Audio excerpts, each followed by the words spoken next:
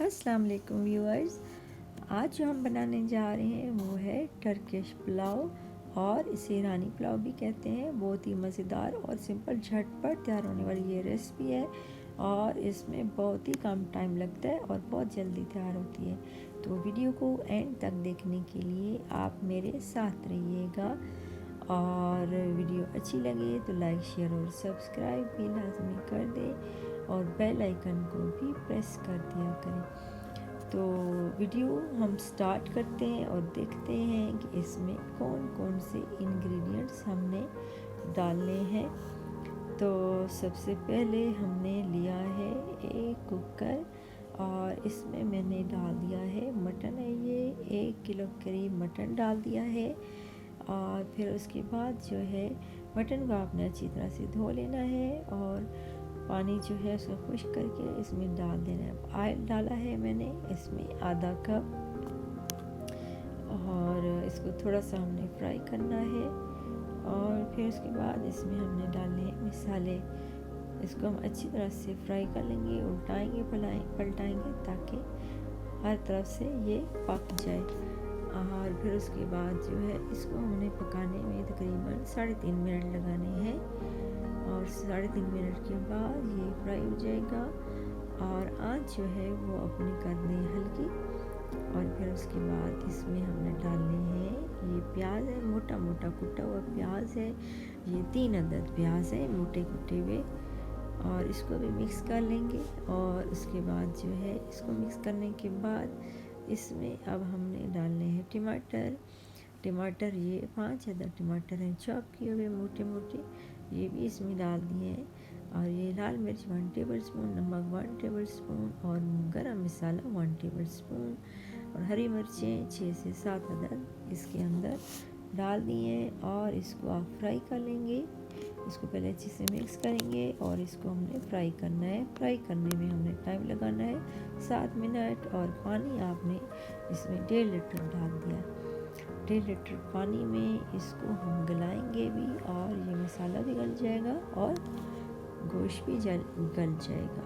तो इसमें डाल दिए मैंने साबुत आलू, इसमें 6-7 आलू आप डाल दें और जितने आपको पसंद हो उस हिसाब से आपने इनको तैयार करना है। पुलाव में जो आप आलू डालते हैं वो बहुत ही मज़ेदार बनते हैं, आप ट्राई करके देखिएगा, बहुत ही ज़बरदस्त डिश बनती है। इसको मिक्स कर लें और उसके बाद आँच जो है आप तेज़ कर दें। आँच आपने फुल कर देनी है ताकि ये अच्छी तरह से इसको उबाल आ जाए। और उसके बाद जो है आपने इसमें डाल देनी है पिसी हुई काली मिर्च 1.5 टेबल स्पून के बराबर। इससे ये कि ये बहुत ही आला शानदार टेस्ट आएगा और बहुत ही यमी डिलीशियस बनेगा इंशाल्लाह और डिफरेंट टेस्ट का ये पुलाव होगा। तो अब इसको हमने तकरीबन 13 मिनट के लिए प्रेशर देना है और फिर उसके बाद साथ ही हमने चावल जो हैं वो धो के इनको भिगो देना है जितने तक हमारा जो है वो गोश्त गल नहीं जाता है। तो अब जो है वो टाइम हमारा पूरा हो चुका है। अब आप इसका प्रेशर खोल दें और इतना ही पानी जितना आपको नज़र आ रहा है इतने ही में आपने इसको मिक्स कर लें। पहले देख लें आलू भी गल चुके हैं, गोश्त भी गल चुका है। अब मज़ीद इसको कुछ करने की ज़रूरत नहीं है।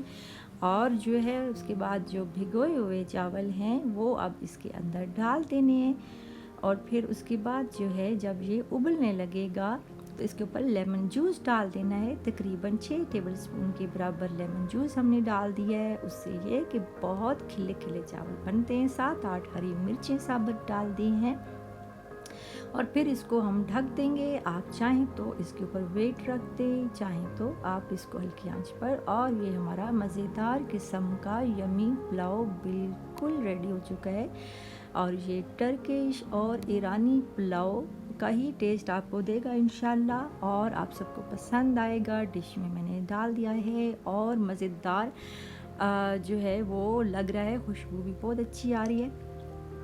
आप घर पर ज़रूर ट्राई कीजिएगा और मुझे बताइएगा कि आपको मेरी आज की ये टर्किश ईरानी राइस रेसिपी कैसी लगी। और ये जो आलू इसमें डाले हैं आप इसको अलग करके बच्चों के लिए यूज़ कर सकते हैं। बच्चे इस तरह के आलू बहुत शौक़ से खाते हैं क्योंकि इसमें मसाला नमक वगैरह अच्छी तरह लग जाता है, तो बहुत ही टेस्टी होते हैं। और अगर रेसिपी अच्छी लगे तो लाइक शेयर सब्सक्राइब कर दें, बेल आइकन को भी प्रेस कर दिया करें। और अब मुझे दीजिए इजाज़त। खुश रहें, शाद रहें, आबाद रहें। अल्लाह पाक आप सबको अपने ख़ज़ानों से दे। अल्लाह हाफ़िज़।